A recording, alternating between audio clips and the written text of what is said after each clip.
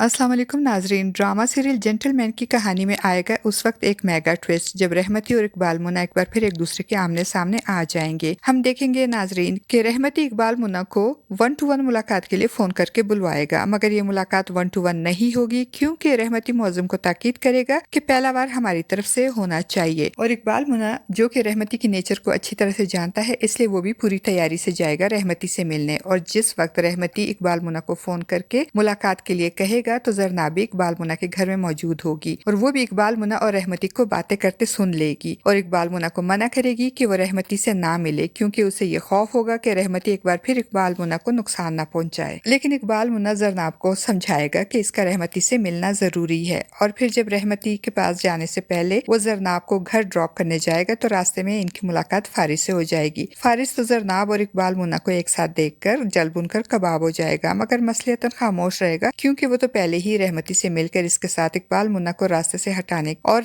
जरनाब रहमती को तोहफे में देने की डील कर चुका होगा। इसलिए जरनाब और इकबाल मुन्ना को एक साथ देखकर वह खून के घूंट पीकर खामोश रहेगा। और जब जरनाब को ड्रॉप करके इकबाल मुन्ना रहमती से मिलने जाएगा तो पहले की तरह जरनाब इस बार भी इकबाल मुन्ना के बाजू पर इमाम जामिन बांधेगी और नमाज और नफल पढ़कर इकबाल मुन्ना की जिंदगी, सलामती और कामयाबी के लिए दुआएं मांगेगी। नाजरीन, अब थोड़ी सी बात करते हैं मिफ्रा और फारिस की।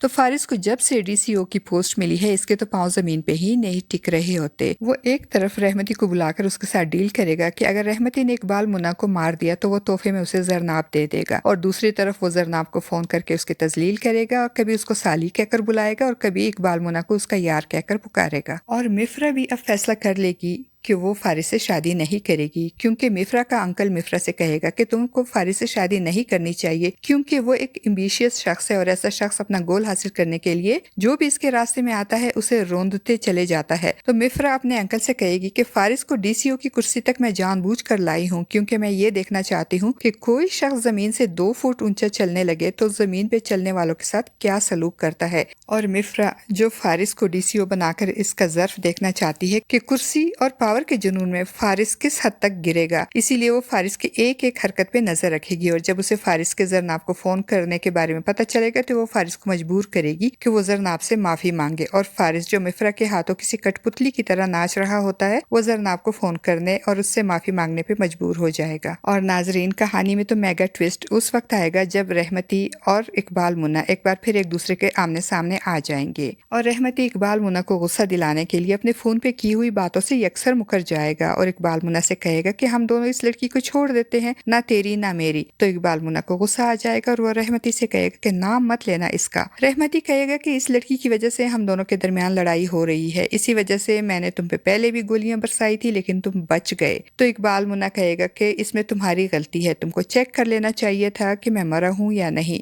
वो इकबाल मुन्ना को फारिस से डराने की कोशिश करेगा और कहेगा कि तुम नहीं जानते कि वो लड़की डीसीओ की मंगेतर है और ये बात तुम क्यों भूल जाते हो कि वो डीसीओ है, वो तुम्हें बीच चौराहे में गोली मार देगा। तो इकबाल मुन्ना को गुस्सा आ जाएगा और कहेगा कि इसमें इतनी हिम्मत नहीं कि वो इकबाल मुन्ना को गोली चला सके। इकबाल मुन्ना को अच्छे से अंदाजा हो जाएगा कि रहमती ने इसे फारिस के कहने पर ही बुलवाया है और रहमती फारिस के साथ मिलकर इसे मारना चाहता है। इसीलिए वो रहमती से कहेगा कि मेरे 10 कदम चलने से पहले ही तुम मुझ पे गोली चला देना और कोशिश करना कि इस बार मैं जिंदा ना बचूं। अगर इस दफा मैं जिंदा बच गया तो मैं तुम्हें नहीं छोड़ूंगा और तुम्हारी लाश अपनी जीप में डालकर ले जाऊंगा। तो नाजरीन, आपको क्या लगता है, क्या रहमती और फारिस मिलकर इकबाल मुन्ना को मारने में कामयाब हो जाएंगे या इस बार इकबाल मुन्ना रहमती को रास्ते से हटा देगा? आपका इस बारे में क्या ख्याल है? अपनी कीमती राय का इजहार कमेंट बॉक्स में जरूर कीजिएगा। चैनल पे न्यू है तो चैनल को भी सब्सक्राइब कर दीजिएगा। शुक्रिया।